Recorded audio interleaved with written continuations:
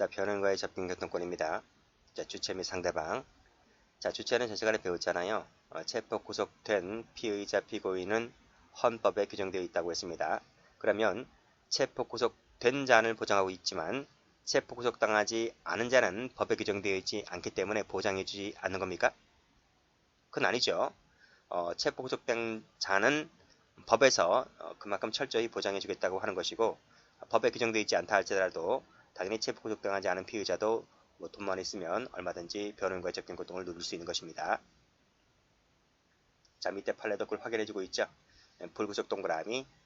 이 피의자 역시 마찬가지로 변호인 조언과 상담을 원한다면 해줘야 된다는 것이죠. 아무런 이유 없이 거절할 수 없다라고 판시하고 있습니다. 자, 임의 동행으로 연행된 피의자 피내사자가 이제 체포 구속당하지 않은 자잖아요. 여기 동그라미 치시고, 여기 동그라미 치시고. 역시 밑줄짝, 피의자 밑줄짝, 피내사자 밑줄짝 당연히 보장된다는 것입니다. 그러면 수형자에게는 보장될까? 재판을 받는 자에게 보장되는 것이지 재판이 끝난 자에게는 보장되지 않습니다. 수형자 밑줄 그시고 X, 기글수입니다. 이 사람이. 자, 밑에도 수형자 밑줄 그시고 X. 변호인 조력을 받을 권리 주체는 될 수가 없다. 그거 봤습니다. 자, 다음 페이지 가보시면 여기도 수형자 나와 있죠? X. 미결수는 된다고 했는데 미결수는 형사재판일 때 되는 거고요. 이때 미결수는 뭐였습니까? 민사였죠. 민사. 형사 가로 열고 닫고. 형사가 아닌 민사, 행정, 헌법재판 중의 경우에는 미결수는 보장되지 않습니다. 형사재판일 때만 보장되는 거예요. 그런 내용의 판례이고, 상대방은 누굽니까? 그쵸? 변호인 또는 변호인이 되려고 하는 자이죠. 원래 변호인과 변호인이 되려고 하는 자는 차이를 둡니다. 변호인은 변호인 선임신고서를 제출한 자이고, 변호인이 되려는 자는 아직 선임계를 제출하지 않은 사람인데 차이를 두어야만 하는데, 유독 이 변호인 접견에서 이 양자를 차이를 두고 있지 않습니다. 법조문도 그렇고 판례도 그렇고요. 자, 밑에 판례 보시게 되면, 자, 객관적으로 변호인이 될 가능성이 있다고 인정되는 자. 이 가능성이 있다고 인정되는 자가 누굽니까? 이 사람이 변호인이 되려고 하는 자죠. 이 사람도 밑에 보시면 피고인과 피의자와 접견하지 못하도록 제한해서는 안 된다는 것입니다. 밑줄 그시고 X. 시험 여러 번 나왔습니다. 그 사실관계에 나와 있는데 이 사실관계에도 출제가 된 적이 있기 때문에 사실관계까지 같이 보시면 됩니다. 이 사람이 사실관계에 나와 있는 사람이 바로 변호인이 되려는 의사를 표시한 사람입니다. 자, 내용을 보죠. 자, 이 첫 번째는 것은 전 시간에 설명드렸죠. 국가안전보장 등 어떠한 명분으로도 제한 안 된다는 거예요. X. 자, 밑에 것은 형소법이 아니고요. 형집행법에 나와 있는 내용인데 출제가 많이 된 조문입니다. 보겠습니다. 자, 미결수와 변호인과의 접견에는 교도관이 참여하지 못하죠. 그렇죠? 절대적 부장이기 때문에 참여가 안 됩니다. 그리고 그 내용을 청취, 녹취가 안 돼요. 그렇죠? 절대적 부장이기 때문에. 자, 끊고 다만 보이는 거리에서 관찰 동그라미. 관찰은 할 수 있다. 부정물품을 주고받는지 뭐 이런 것들을 감시할 수 있다는 내용입니다. 여기도 참여된다 그랬어요? 참여 안 됩니다. 자, 그리고 여기 색깔 칠할게요. 관찰은 색깔 칠할게요.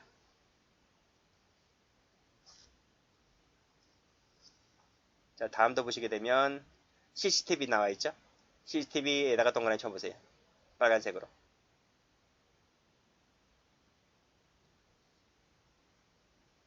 이것은 뭐다? 형집행법에 근거 조항을 두고 있기 때문에 법률유보 원칙에 위배되지 않는다. 즉 기본권 침해가 아니다는 내용입니다. 여기도 색깔 칠하세요. 자, 올라가 볼게요. 자, 조문을 보시면 보이는 거리에서 관찰할 수 있다. 누가? 사람이. 그리고 CCTV는 사람이 아니죠. 이건 기계잖아요. 기계가 관찰할 수 있는 것이죠. 그렇죠? 그래서 사람이 관찰하든 기계가 관찰하든 이런 것은 다 법의 근거를 두고 있기 때문에 기본권 침해가 아니다라고 본 판례입니다. 두 번째,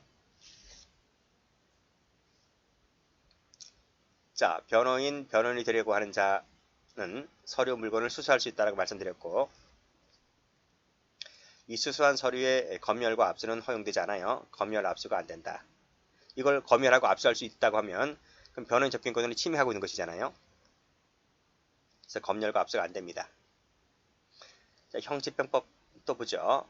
자, 미결수와 변호인과의 편지는 교정시설에서 상대방이 변호인임을 확인할 수 없는 경우를 제외하고는, 자, 잘 읽으셔야 돼요. 확인이 되면요. 변호인이 확인이 되면 그건 당연히 검열이 안 돼요. 확인이 되면 검열이 안 된다. 확인할 수 있죠. 그쵸? 뭐 서초동에 있는 법률사무소에서 온 우편물이 겉봉투 보면 법률사무소라고 직인이 찍혀져 있기 때문에 아, 이건 변호사 사무실에서 온 것이구나. 개봉하면 안 되겠죠. 자, 확인할 수 없는 경우. 없는 경우는 뭐다? 없는 경우는 검열이 가능합니다. 검열이 가능하다. 그런 내용을 쓰여지고 있는 거예요. 다시 한번 읽어볼까요? 상대방이 변호인임을 확인할 수 없는 경우를 제외하고는 검열할 수 없다. 즉, 없는 경우에는 검열이 가능하다. 그런 내용입니다. 자, 밑에 판례 가볼까요? 자, 이 변호인이죠. 변호인 사이의 서신을 검열한 것은 당연히 헌법 위반 것이죠. 자, 그런 내용이 판례고. 자, 밑에 판례. 자, 모든 서신입니다. 모든 서신을 봉함하지 않은 상태로 제출하도록 하고 있는 것은 그런 조항이 옛날에 있었어. 형집행법 시행령에 모든 서신은 봉함하지 않은 상태로 제출하라고 규정이 되어 있었는데 이 헌법재판소가 이것은 통신비밀의 자유를 침해했다고 해서 요 시행령 65조 1항에 대해서 위헌 결정 내렸어요. 위헌 결정. 그래서 요 규정이 위헌 결정이 되어서 개정이 됐다. 개정이 됐다. 이 판례 때문에. 그래서 지금은 모든 서신은 봉함하지 않은 상태로가 아니고요. 어떻게 개정이 됐냐면 굳이 이것까지 쓸 필요는 없는데요. 조폭이라든지 여러분 쓰지 마세요. 저만 쓸게. 마약 사범이라든지 그 다음 뭐 조사 중인 사람 있죠? 사고 쳐가지고 또는 뭐 징벌받고 있는 자 있잖아요. 이런 자들의 경우에는 봉하지 않습니다. 즉 무봉함입니다. 무봉합니다. 즉 봉함하지 않은 상태로 제출하게끔 되어 있습니다. 그 외의 자 같은 경우에는 봉한다. 그래서 지금 이렇게 구별되어 있습니다. 옛날에는 다 봉함하지 않은 상태로 제출하게 했었는데 이것이 위헌 결정받으면서 관련 법 규정이 이렇게 바뀌었다는 거예요. 자, 됐고. 자, 의사의 진료도 나와 있네요. 자, 의사의 진료 받게 하는 것도 접견교통권의 한 내용이 된다고 말씀드렸죠, 전 시간에. 자, 이 판례도 출제가 잘 되는데 국가정보원 사법경찰관이 유치장에 구금되어 있는 피의자에 대하여 의사의 진료 받게 할 것을 신청한 변호인에게 이 경찰관이 뭐라고 했냐면, 자, 니네가 신청한 자는 됐고, 우리가 추천하는 의사 참여를 요구하는 것은 적법하다. 맞습니다. 그쵸? 왜냐하면 니네가 신청한 의사 진료받게 하는 것은 니네가 서로 짜고 치는 고수들일 수가 있기 때문에 그건 됐고, 우리가 추천해주는 사람의 의사 참여를 요구하는 것은 적법하고 위법한 처벌은 아니다고 봤습니다. 그렇죠? 왜냐하면 이 친구들이 돈이 많으면 의사를 사가지고 가짜 허위 진단서 등 제출할 수가 있고, 그래서 뭐 보석으로 형 집행 경질은 막 나올 수가 있기 때문에 그러한 것을 미리 차단하고자 경찰관이 국정원이 추천하는, 우리 쪽에서 추천하는 의사 참여 요구하는 것은 적법하다고 보았습니다. 제한을 가보죠. 자, 이 접견교통권은 법령 동그라미. 법령에 제한이 없는 이상 수사기간 X, 법원의 결정 X, 제한이 안 됩니다. 즉 법에 의한 제한이 없는 이상. 근데 제가 말씀드렸죠, 전 시간에. 이 법이 있다고 없다고. 이것이 형소법에 근거 제한 규정이 없습니다. 없습니다. 그치?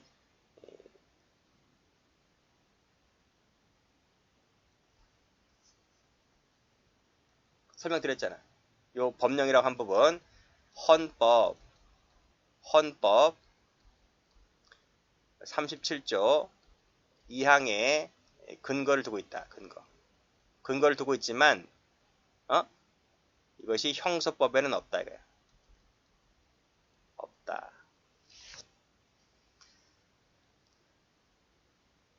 이렇게까지 제가 설명드렸고요.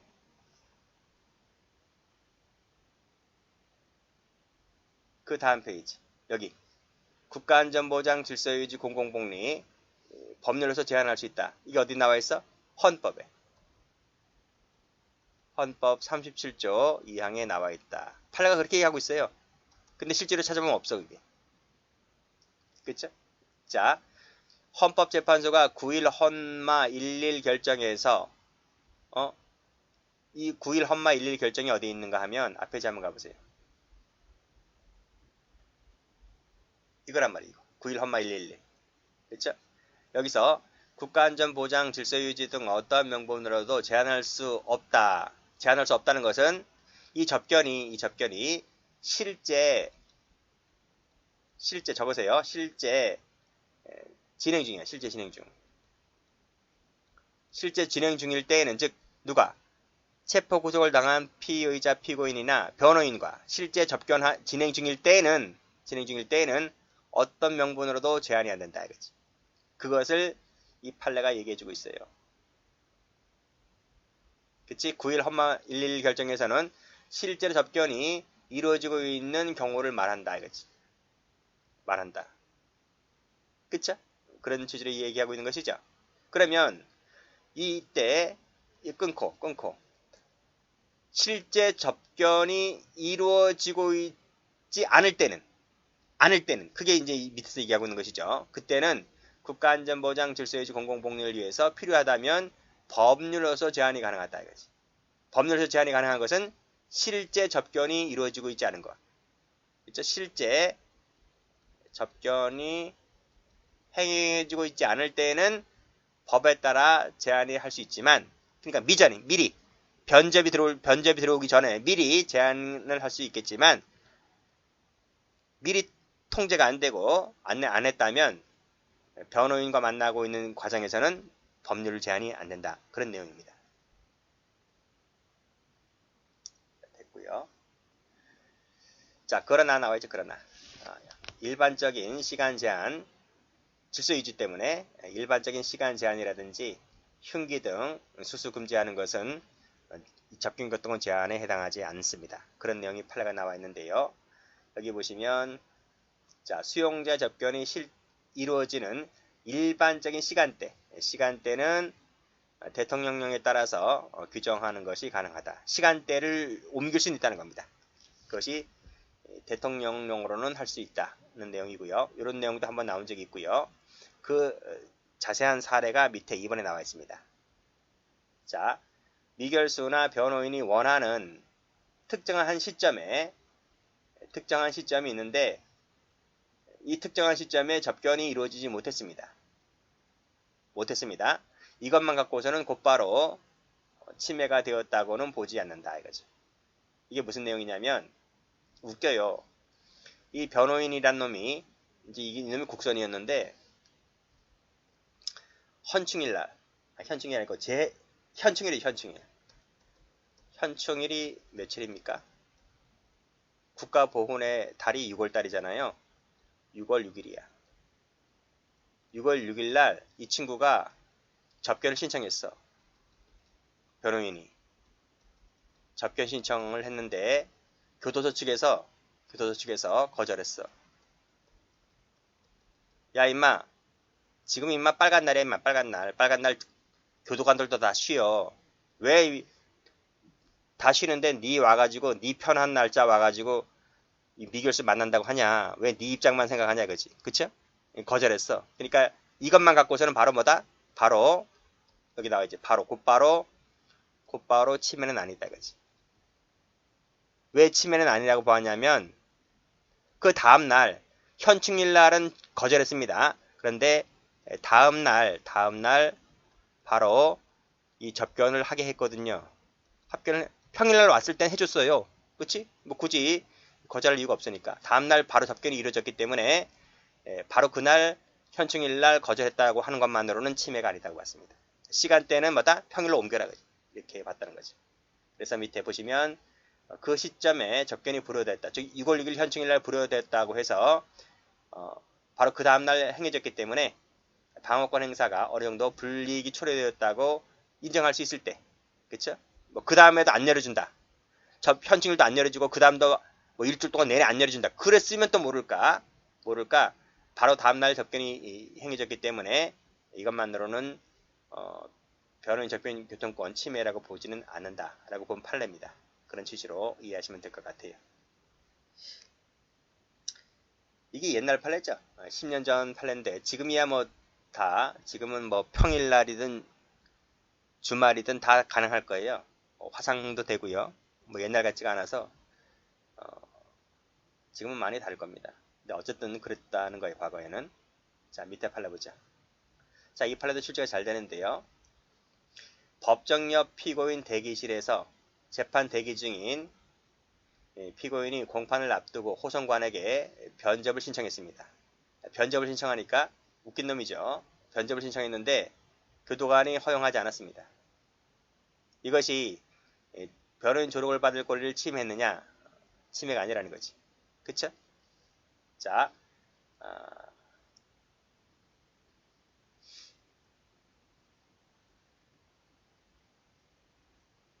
여기 이제 법정입니다. 법정. 그쵸? 자, 요 법정 한 칸에 여기 이제 대기실이 있어. 대기실. 그러면 이제 호송차가 있잖아. 호송차. 이렇게. 호송차인데 호송차에서 이 재판받는 피의자가 이렇게 내리잖아요. 내리고 와서 이제 대기실로 들어서잖아요. 이렇게 쭉 들었습니다. 이렇게 쭉 옵니다. 이렇게 들어오면 대기하고 있다가 자기 이제 재판 시간 되면 이 친구들이 이렇게 들어가는 거예요. 들어간단 말이죠. 그래서 여기서 이제 재판을 받고 있는 거예요. 근데 요 대기실에 교도관이 몇 명이 있었냐면 미결수가 몇 명 있었냐면 미결수가 11명 있었고요. 그리고 플러스 이 사람들을 지키는 교도관이 있죠. 교도관이 2명밖에 없었어요.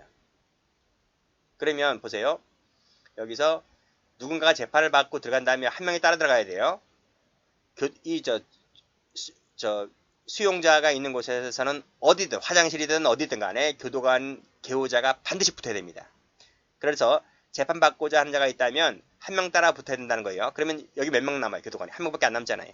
근데 갑자기 이 친구가 지금 재판 시작하기 전에 20분밖에 안 남았어요. 그러니까 자기도 뭐 우왕청청만 먹어도 안 될 것 같아. 그만큼 떨린단 말이죠. 여기서 이 친구가 갑자기 교도관에게 나 변호인 접견 신청한다. 이렇게 하면 그럼 당장 20분 있다 들어가야 되는데요. 그러면 여기서 갑자기 교도관이 변호인을 부릅니까?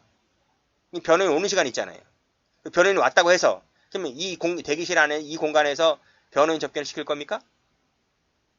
변호인 접견이라고 하는 것이 접견의 비밀성도 보장되잖아요. 그러면 옆에 옆에 있는 사람이 다 들을 텐데 그거를 여기서 못 지키시라는 거예요. 그럼 딴 곳에 가서 변호인 접견을 해야 되는데 그러면 교도관 한 명이 거기 또 따라가야 되잖아요.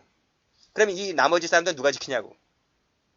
그쵸? 그래서 접견의 비밀성이라든지 개호 필요성 이런 것 등의 이유로 판례가 뭐라고 하냐면 교도관이 이를 허용하지 않은 것은 그쵸? 시간적으로 한계가 있고 뭐 장소적으로도 한계가 있잖아요. 그래서 이것은 면접 교섭권의 헌법이 보장할 수 있는 범위 밖이다.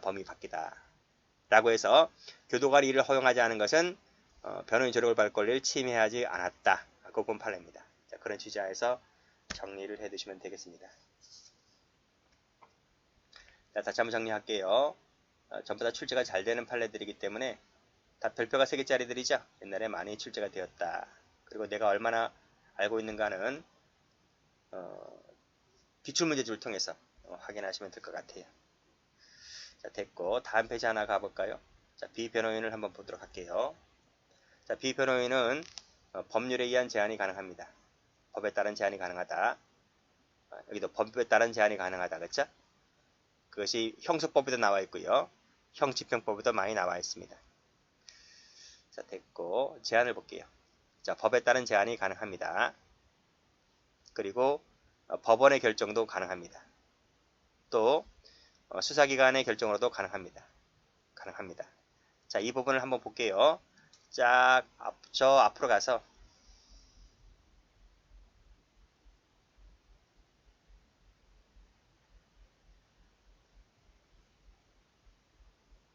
여기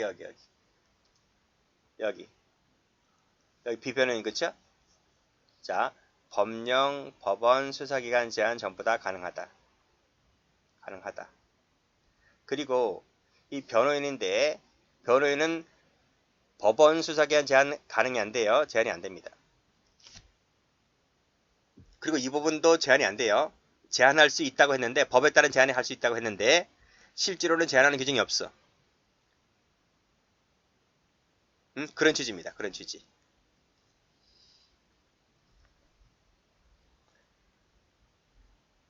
그것을 제가 여기서 말씀드렸고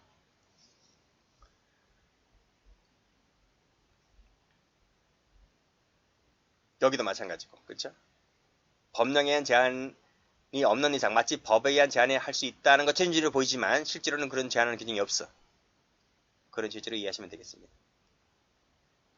여기도 마찬가지고 여기서 법에 따라 제한할 수 있다는 것은 실제 접견이 이르지 않을 때를 상정한 것이다.